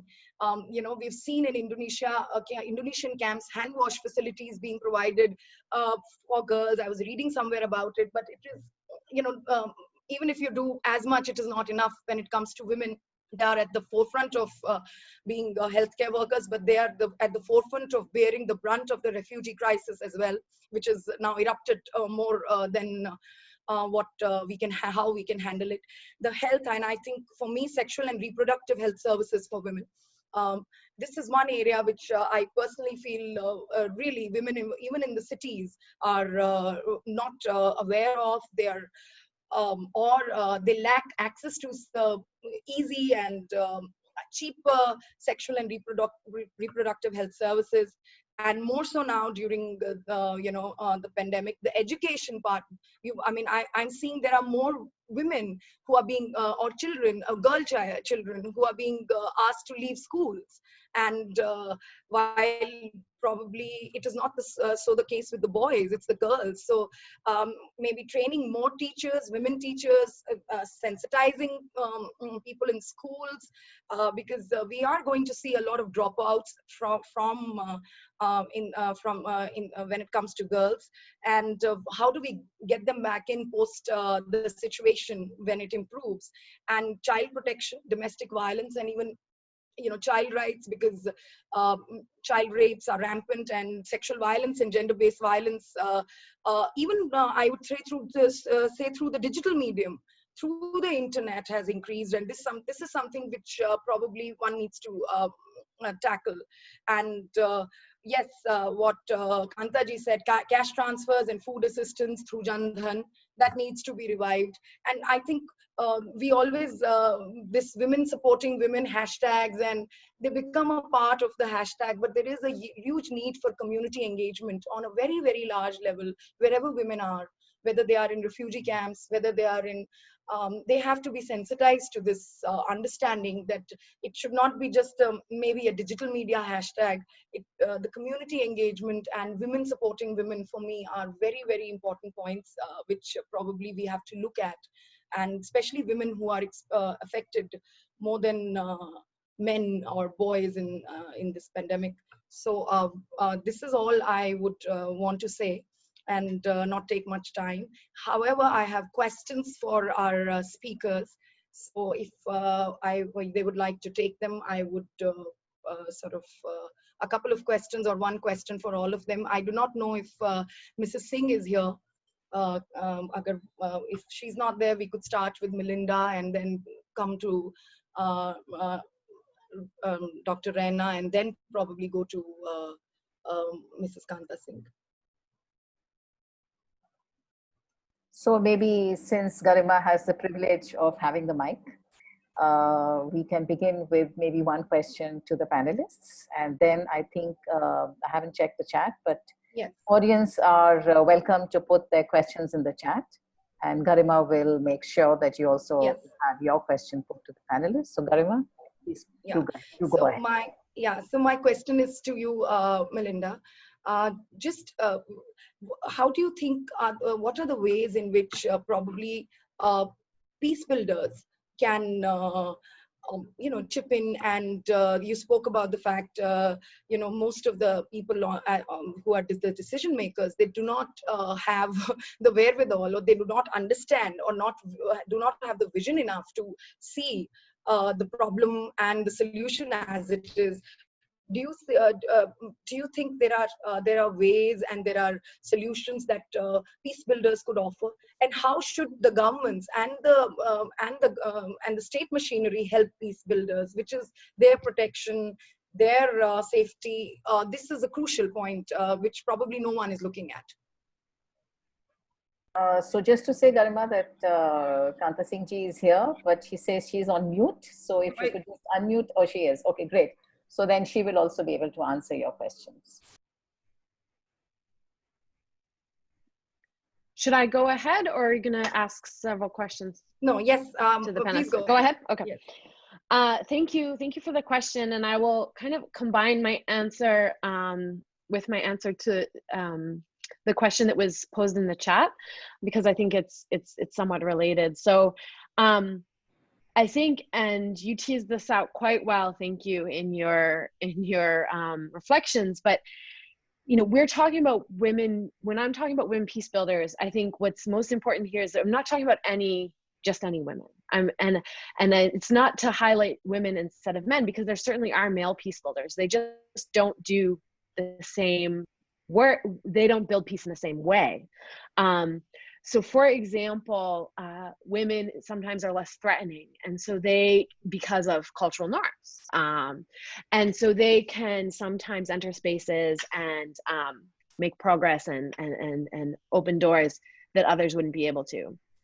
And they use like I said, they use gender norms and culture. So in Cameroon, one of the things they've done is use the traditional lamentation for mourning, and done a public lamentation about the conflict as a point of demonstration. And another colleague in Iraq, you know, she was able to gain access to the military units by cooking for them. And they have terrible provisions, of course, and cooking and going, and she's dressed in the full, you know, culturally appropriate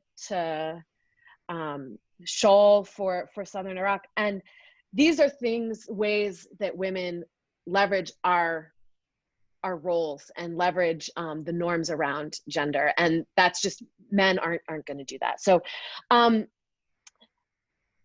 think to get these kinds of solutions, including on gender-based violence, I wanted to share another couple of examples, because this was the question posed, that, you know, in Afghanistan, for example, one of the solutions has been to create men's networks and actually allow men to, for the first time, be asked the question, you know, like, what's your experience of violence been?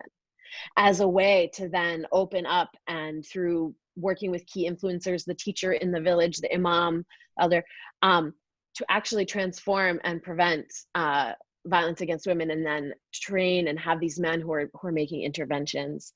In other places, it's about training security actors. Our colleagues in Iraq who are going around raising awareness partnered with the security actors, because they were afraid that if they went and brought pamphlets on domestic violence to homes, that they would be subject to violence themselves. So these kinds of solutions, how do we get decision makers to listen to them? I would guess it comes back to, first of all, the recognition that, and that's why I started with, what is a women peace builder, right? Realizing that whether it's women peace builders or other, you know, women, local actors on the ground who are really doing this work, they're the ones responding to this crisis in concrete ways, that they're the ones who have the solution. So really listening to them, hearing them, and taking action. And that comes largely, honestly, I think the biggest barrier to that is bureaucracy. Is bureaucracy and protocol, and the fact that we've been able in these COVID times to just, you know, get on Zoom with these high-level folks, that has broken down some of those barriers even further. So I really think it comes back to that, and it comes back to actually implementing and following through on commitments that already are there. Because the fact of the matter is, if we were actually upholding the conventions, treaties, resolutions that have been committed to by a majority of states in the world, we wouldn't be seeing a lot of the issues that we have today.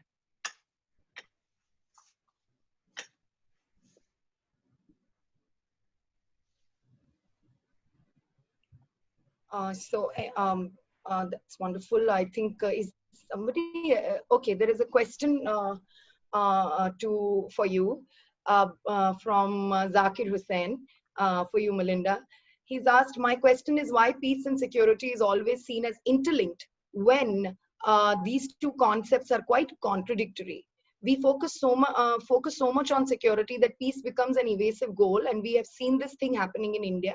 There is so much focus on recruitment of women for security and defense, but peace building or local peace building is still a utopian term to a lot of policy and decision makers. I'll make a very quick intervention, and then I think that Neelam should really chime in on this because she has good perspective on these. So, I mean, one of the ways that in the first 20 years of the Women, Peace and Security agenda, one of the problems with it is that, you know, it's still subject to capitalism, to to the broader world that we're in, and militarism. And so in some cases, the form of equality in peace and security that we've been finding is equality to fight, as he said, in security forces, equality to fight, equality to kill, equality to die. And this is not the vision of builders who founded this agenda, right? So the focus that I would say is outsized on getting women in security forces. Yes, their presence is important for a number of reasons, but it's not a box to check. It doesn't work unless it's transforming those institutions into responsible service organizations. I think peace and security, you're right, peace building I don't think is a utopian term, but peace, I'm in the US, peace is a joke here. And I think we do need to interrogate, you know, what does this really mean for people? And that's what a gender perspective brings, because, you know, you can't have peace if women are being killed in their homes. And even if you're in the most peaceful country in the world, technically. So with that, I really think, Neelam, you should chime in on this as well. Dr. Raina, would you like to take this up as well? Yeah, the difference in the two, and this might be quite a simplistic, oversimplified way of looking at it, is that defense is seen in the current environment. I'm no fan of the current government, but anyway, in the current environment, defense is linked to national pride, security, employment, you know, jobs. So if, you know, if I'm a Sainik or I'm a, you know, sergeant major or whatever, I've arrived in life, and if I'm included as a woman, as Melinda said, the box has been ticked. But the flip side of it, which is, you know, the requirement for all these defense personnel and security equipment is to maintain peace. But peace remains it's a ephemeral object. You know, you can see peace in some time, but you can definitely see when there's a lack of peace. The evidence of the visuals of peace are very different. And peace building, and we've been discussing this in the ICAN WASL group, the notion of peace building and the fact that women, of course, will build this peace, and of course it matters to them, and of course it will come. It makes it this side issue that only women should really be building this, and it's not really important. It becomes this the opposite of the job in the military. Peace does not come with money. Peace builders are not people who have positions of power. Peace builders are people on the ground. So there is this status that is affected between peace and security that keeps the loop going in a problematic way. The last thing I would like to say is that in a pandemic situation, I think there needs to be a distinction between pandemic situation and media glorifying defense capacity building. The defense capacity building glorification is coming from a political narrative that existed before the pandemic. In the context of the pandemic, that rhetoric starts to look very hollow, as the needs of the people, as I mentioned in my talk, are not met by the file that you can fly over my head. It cannot get off the sanitizers on me, can it? So it becomes a problematic issue. We need to understand that peace and security are two sides of the same coin. And unless they are balanced out equally, we'll be spending a lot more on security than we do on peace, and we'll never get anywhere. It's a circular process. I'll stop there. Okay, lovely. I have a question for Mrs. Kanta Singh. Ma'am, you spoke about the fact that the there has been tremendous support enlisted through civil society actors, NGOs. However, we've seen in the past that there has been a clampdown on NGOs. But hopefully the COVID-19 situation and the way civil society has emerged, and the way the NGOs and people on the ground have helped could change that perception, because the state government has been a little, or the state and the governments have been a little suspicious of them. In what ways do you think there could be a mutual trust building exercise that can follow in a post-pandemic world? Now that the governments also realize, the state machineries sort of understand that they couldn't have done this alone. Without the help of civil society actors and non-governmental organization and other support groups. Yeah, thank you. Wrong question to a wrong person, I would say. A UN official would always talk about the government, but like to be as diplomatic as I could be. Absolutely. So there has been a clampdown on NGOs for quite some time now, and particularly I miss the links that used to be there, the platform through which NGOs and government used to connect. I don't see that happening, and that's a huge loss. We all understand that, because not only for the NGOs, but for the government. Because then government, if they don't listen to the voices from the ground, the policy making would become one-sided. We all know that. So that I consider this a big loss to the government, not to the NGO. But as far as the work of NGOs is concerned, they have always been playing a great role, and any democratic society would have a role for civil society organizations. And we all know, whether it is academicians, whether it is researchers, whether it is the grassroots organizations. This time, what has happened post-COVID is that I saw 3 consultations by Niti Aayog, where some of these people were invited. The networks were reached out to on different topics. So financial inclusion, for example, is one. Also the grassroots support, so distribution of essential items to the people.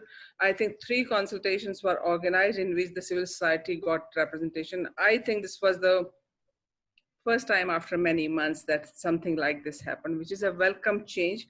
I hope that this also happens at state level. I think because I'm part of several groups, so we also get to hear that in several states have also been very kind to them and have asked them to come and take more responsibility in distributing rations. But I don't think the money is going. It has also had a very bad impact on the funding, because most of the CSR companies have been asked to give money to Prime Minister Relief, PM Cares Fund. Also, for next 2 years, the commitment has been made by the donors that the money would go towards the PM Cares. So that means civil society will have an even smaller pie now to deal with. So they won't get money, and not many organizations would get money. So I don't know, even if there's a demand, how much work they will be able to do. That is the point I'm making. Yeah, and I mean, all other societies, and I was also talking about some of the countries which are women-led. This was the first thing that was addressed, like that you involve people in the decision-making. Please take people along with you, so that when you are saying lockdown, then people really lock down, right? It doesn't become a state enforced decision. It becomes a people-accepted decision. And that is what is the major difference. That's why I was saying it was people-centric. Here, we were told by the government to, okay, you will not go out after 7. There, people didn't go out because of their own sweet will, if they didn't want to go out, right? So, and it has a very important role, which I think government should be wise enough to now start reversing some of the things that they decided earlier. Funding is very, very crucial for that. And I think some money should also go to civil society organizations from PM Cares Fund, which CSOs have been asking for, saying what is the PM Care Fund going to be used for, and why don't we have some money from that big kitty? Yeah. So see, I got the answer. I mean, this is important, I guess, because yes, I've also felt it myself over the past few years. There has been the government choosing to ignore NGOs, but without them, I think the pandemic showed them they cannot be working. It cannot be a one-way exercise. I have a question for you from Randhir Singh. He wanted to ask you if you have is there certain data or statistics to support what you had said, that the government gives priority to men over women in recruiting them for jobs and employment?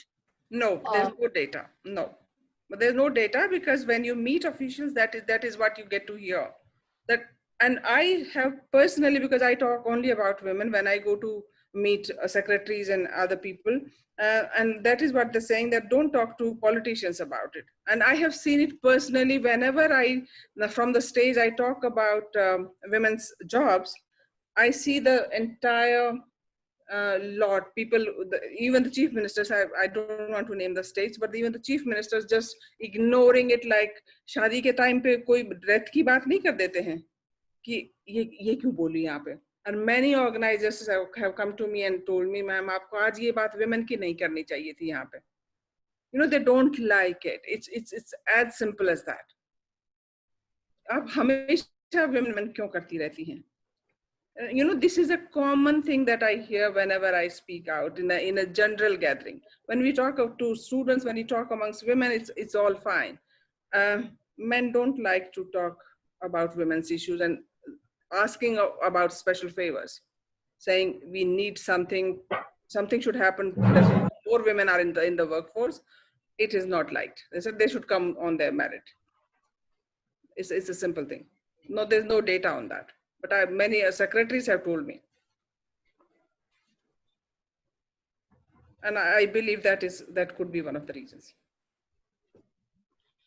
And you would mention about the youth, and we have questions coming in from a lot of youngsters who have joined us. And one of them is Kanta Singh, and she's asking that, is it, how do you think, women, in a country like India, where women are not so vocal about their rights, what ways do you think they can contribute, and how? Because they're not only subjected to physical violence, but also, as mentioned by other speakers as well, economic and emotional torture of sorts. Yeah. And she's a law student herself. Yeah. So women, so there are women and there are women. We can't put all the women in the same category. So even when a woman, I'm taking the most marginalized woman, a Dalit woman who is a widow and who is also physically handicapped and in one of the poorest areas of the country. So she is the most marginalized woman. Even she has the powers. Everybody has a power. So I'm not talking about a very, big kind of a thing like she has a right to vote. Of course, she has a right to vote, and her vote either can change things. If collectively women decide that this person is not good for us, probably they can say. But I'm talking about how women are also played against each other. How we are told that women are against saas bahu ke khilaf hoti hai. So see, we are also governed by the same thought process, the patriarchal mindset that govern men. So we women, when we realize that this is the power structure that we are within, we need to start thinking of contributing to changing the thought. So that's the first thing. When I know that my mom is asking me not to go out in the evening, of course, fear of safety is just one thing, but she's also worried about the fact that log kya kahenge, raat ko kahan gayi thi beti, and we don't realize. I think that we start from home where we support each other. I'm not talking about a universal sisterhood at this stage. What I'm saying is a family level sisterhood is very important. Every woman can support that. Saying if my daughter has ambition to become a lawyer, like Kritika is becoming a lawyer, then nobody should be able to tell her that being lawyer is a man's job. I mean, it will not be, the courts are not women friendly. She will not get married. Many law students, girls get to hear this. वकीलों से शादी नहीं करना चाहता क्योंकि वो divorce कर लेंगी. Right? So they should, at least the women should support each other. That my daughter has done law, and I keep telling her that this is the most powerful thing that you've done in your life. Because from now onwards, if you are not interested in law, do anything you want. Just go and do marketing, do anything. but this is a powerful tool in your hands. Knowledge of law is very, very important. So exactly, if a woman wants to be a model and her parents are saying, no, this is not good for girls, a mother should definitely be supporting her child's dreams, because you have no business to be ridiculing her dream of whatever that dream may be. It may be small or big.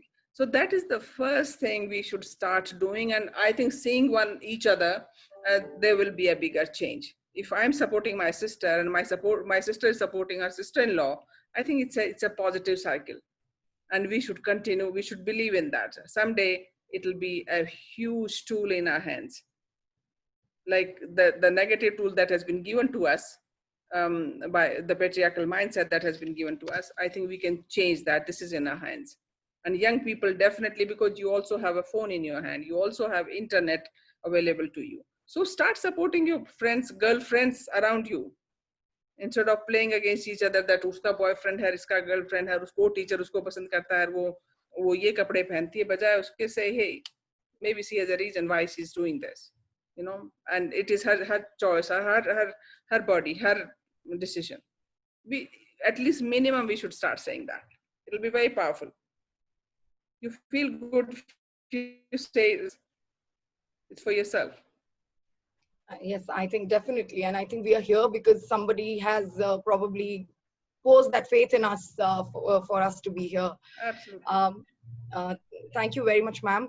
I would want to bring in Dr. Neelam Raina at this point in time. There is a question for you, ma'am, from Akashdeep. He's asked that given the current status of tensed atmosphere in global relations, such as China's recent hostility towards India, US, and Australia, and the South China Sea issue, is it not justified for these countries to arm themselves for maintaining their sovereignty and the security of the citizens? I'm a pacifist at heart, so my instant reaction would be saying, no, how will it help? But let's be sensible and reasonable about this. Atashi, the question about sovereignty and security of the citizens is never a question. Of course, the state has a duty to protect its citizens.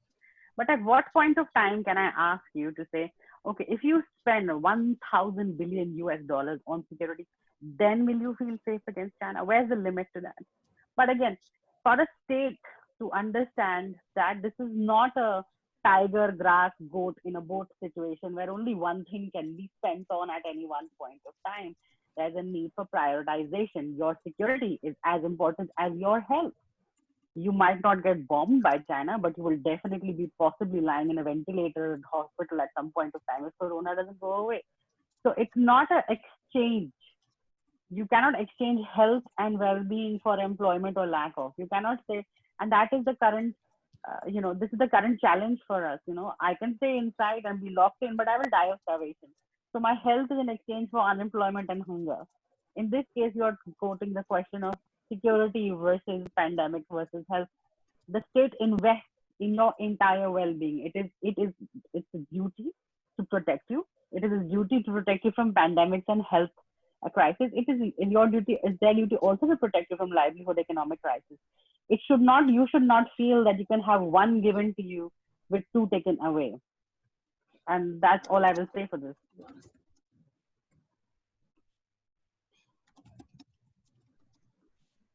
Sure, thank you so much. There is, I think you wanted to, I would probably, before I pass it on to Aditi, quickly I think Dr. Raina, you wanted to expand on the point of moral responsibility. It has stuck with me since your talk got over, and you said that I would come to it in a detailed manner. You had said that, the pandemic has highlighted all kind of inequities and something which we could have probably looked away from, but not anymore. And we should not. And there is a sort of moral responsibility. I would like you to probably expand on this, and then I would pass it on to Aditi to conclude today's session, as we are running already. We'll run way past time then. Okay, then I'll keep this very brief. The moral responsibility here is also of ambition. All our lives we've been told to not do more than what is possible, not think beyond our means, not pasaro our pair beyond the chadar. Forget about that. We have kept our pair inside the chadar, we have stayed within our confines, we have done within what we could do within our limits, and we are still overwhelmed by a pandemic that is and does not just India, but developing countries, those who don't have poverty issues in inverted commas. So where do we go from there? Where we go from there is to be more ambitious about the understanding of the world that we want to leave behind. That world did not work for everybody. That world did not work for the guy who sweeps the driveway outside your house, or the guy who builds the wall for your garage, or the woman who comes to cook your food. That world does not have equality. And if you don't want to live in a world with inequalities, then you have to question every single premise on which that inequality has been built. And you have the next 20, 30, 40 years to do that. You have the ability to reject these security or food, health or employment kind of binaries that are thrown at you as options. You could want it all. There is no reason not to want it all. As a promising country with an economy that was growing till the last 3 years, as a country which has a huge amount of young people, including those who are perhaps not sitting in India, youth are growing in number, in percentage of total population groups. You are the future. You have the critical mass to demand what you need to demand. You have the ability to ask for it, because you, and it sounds very cliched by saying you are the future, the rest of us will be dead in 20 years. You see, you will be the people who will be needing that leadership. You will be the people who will be leading us out of the next pandemic. This is not the first one we will see, and this is not the last one that we will experience. So it is up to you to imagine that world and question. And the questioning doesn't begin at state level only. You go to the chief minister, ask him a question. No, the questioning begins within your own setting, within your community, within your family, within your village, within your panchayat, within your town and village, to say, no, this is not acceptable. You might be the only person saying that for the first 2 months, but you will have that one more person join you very soon saying, yeah, I agree with you. We should question this. You might not get instant answers, but the solution, and the last line on this, is don't give up, don't give in, and be really stubborn about it. There is no other way. I'll stop there. We have Ms. Holmes. She wanted to make a point, and then I would ask Aditi to take over the proceedings and conclude today's session. Thank you for allowing me. Just very quickly to a couple of the points in the chat. So to Zakir's comment about women's leadership, and I think what's key is it's about critical mass. We've had a lot of focus on individual women leaders and elevating them, but until we get critical mass, and this goes for women, this goes for race, this goes for all kinds of diversity, 7%, it's not good enough because it doesn't change the culture. It doesn't change the environment that you're in. So we just have to keep pushing, not give up, as Neelam said, and seize this moment to get that critical mass in there. And that's when we'll start to see real change. And then to the other point about, is women's jobs, are they enough for women's empowerment? I think I'm a little bit allergic to women's empowerment as a concept. I think I love what my colleague said, in the sense that even the most marginalized woman has her power somewhere. And so I think while recognizing the constraints, and yes, we need to work for them, work to address all of the forms of inequality,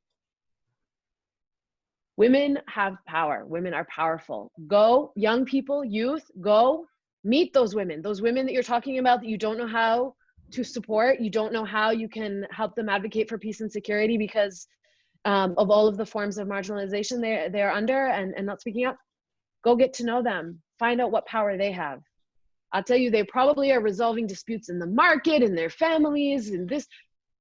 They have experience. Learn from them, and then share what you have to offer with them. And that's where the solutions will be found. Thank you. Thank you. Thank you so much. Thank you very much to all the speakers, Dr. Neelam Raina, Ms. Kanta Singh, Mrs. Melinda Holmes. Thank you for joining us at this unearthly hour. I now pass it on to Aditi to make her final comments and share her observations and thoughts and perspectives with any recommendations that she may have, and also conclude the session. Thank you very much. Thank you. Thank you to my panelists, and especially to Melinda for still being awake at 3 a.m. That's great. And so I have less than 5 minutes, so I will not take too much time. And the rich discussion that happened, and Garima did try her best. She did a good job to try and summarize it. But I think the questions and to so many different such critical issues It's just not going to be possible to summarize it. So I'm hoping that the recording and the final proceedings will actually reflect whatever people have said and what the discussants have actually responded. I would just like to end by just making 2 or 3 points. One, I would like to call both on men and women. I think that's extremely important. I'd like both men and women to do 3 things. One is to care for the caregivers. I think this is something that Kanta Singh brought up, that 70% are caregivers, but at home, most of them are women. So I think please do care for caregivers, whether that means making sure they have a web connection or whatever, to the fact that the government makes sure that they have the PPEs, could be masks, gloves, hygiene kits, both at home, they get the water. So I think caregivers, you have to look after the caregivers. This will also help in bringing their invisible role to the forefront. And that is where it will help in gender equity. And that is hoping that we will also then see them in many more leadership positions to decide the health policies. I always think that we need to learn from education. It took us so long to understand that why girls are not going to school, because there aren't enough women teachers, there aren't separate areas for them, separate toilets, physical proximity of schools. We can apply the same lessons to health infrastructure, but we've just not done that. It's the same, we need to have many more women doctors, so girls and women, even if I just want to show my teeth or my eye, I'd like to be in close proximity with the women. In India still, I know in the US, women want to go to male gynecologists more than women gynecologists, but I think different countries, they respond differently. So I think those are things that we can learn from another sector. Separate spaces for caregivers, clean and adequate number of toilets and water points for them, both at home, in the hospitals, in the communities. So I think those are things that we need to do, and let the women decide the health programs and the investments. Let them be part of the village panchayat committees on health. So I think those are things that we really need to show, because in this pandemic, we have seen that people who are healthier, and definitely women are less healthy than men on many parameters, I think those are the ones who are, dealing much better with the virus. So it really cuts across. So that's my first point is, men and women, boys and girls, please do care for the caregivers, right? That's really important everywhere. The second point I think that really came out from all the speakers was to prioritize what I may call localization. I think it's very important to prioritize localization. Whether we are looking at frontline workers, Melinda Holmes talked about, local leaders for peace building, and conflict resolution was something that was brought in by Nina. So I think it's extremely important that whether we are talking about peace building, conflict resolution, or whether we are talking about building local resilience and making sure that we don't erode the gains of development, we have to look at localization. So make sure that you might have arms at the national level, but what is it that we can do? What civil society organizations, what is it that I can do to make sure that arms don't reach my local level, where I am? So what is it that I can do? Can I engage with other women, with elders, with the young in building the local resilience, resolving conflicts? And local resilience is very, very important for the pandemic. I was listening to the National Disaster Management Authority member, Kamal Kishore, and he was saying that, we have a lot of things in position to assess the pandemic, but what is really missing is local risk assessment. So that is something that we need to do. And I think what was really very, very, brought up very nicely by Neelam Raina was, the game of Pittu. So when you're looking at risk analysis, risk assessment at the local level, you have to look at the layers of vulnerability. What are those layers of vulnerability within homes and within the community and the ethnic groups? So, we need to do that. And when we look at local resilience and local capacities and local vulnerabilities and the layers of them, that's the only way we can then connect the local to the global, because otherwise we will not make all the conversations that need to be made at the global level. So I think that's extremely important. Prioritize localization. Look around you. Wherever you are, look around you. What is it that you can do? And I think Kantaji brought it up very well by saying that, the students themselves can help the other person. The last point really what I wanted to make was working on the new normal. I think again, you said, that world has changed after every pandemic. Where do we go from here? Well, and you also said that nothing is apolitical. and there's power dynamics everywhere. So wherever we go, please remember that nothing is apolitical. Personal is political. So the power dynamics are core to our ideas and to our actions, something that are necessary for gender equity. And in the pandemic, we need to also re-examine the power dynamics. Today it's the pandemic, tomorrow it can be some other disaster, third it can be something else. But I think we must not forget that at every level, the personal is the political. What is it that we can do when we're shifting to a new normal? What differential power are we looking at that people need to change their lives and the lives of their near and dear ones? So I think that's something that the university itself should take up as a whole research area, as a whole advocacy area, and also as a curriculum revision where gender studies are actually integrated into every discipline, because then only will this power dynamics be something that we deal with when we are looking at policy makings or program implementation or planning or whatever. So I will stop here. Thank you so much. We are 2 minutes beyond time on my watch, but thank you for being awake. And thank you for having, engaged in a fascinating discussion. I, really pity the people who have to put it all together. It's a lot of fantastic material. Thank you really so much. It's been a pleasure talking to all of you. Thank you again to the organizers for doing this splendid job. Thank you, Garima. Thank you all. Thank you, Aditi. I would request all of you to probably stay put. Akash would like to take a few screenshots, and please switch on your cameras. I'll just take 2 minutes, and then you would be free. Please do join us tomorrow for on the same topic. We have the technical session 2, and we all meet tomorrow as well. Thank you so much, and just 2 minutes. Akash, the stage is yours. Please go ahead and tell us when you're done. We are running screens into five screens. These are 5 screens we are running into. So that's a lot of participants. So yeah, sure. Yeah. So just tell when you're done with each screen. Yeah, sure. So we have 102 participants now, but I saw 116 a little while back. So I don't know how many total there are, but that's a lot of participants. I saw 123 at one point. Wow, that's so great. And all, you've done a great job. And thank you for the really excellent questions to the participants. Thank you so much. So let us know when you are done, Akash. Ma'am, it's done. Okay, so a big thanks to everyone again, and we'll see you tomorrow. So let's give a clap. Thank you. Thank you, everyone. See you.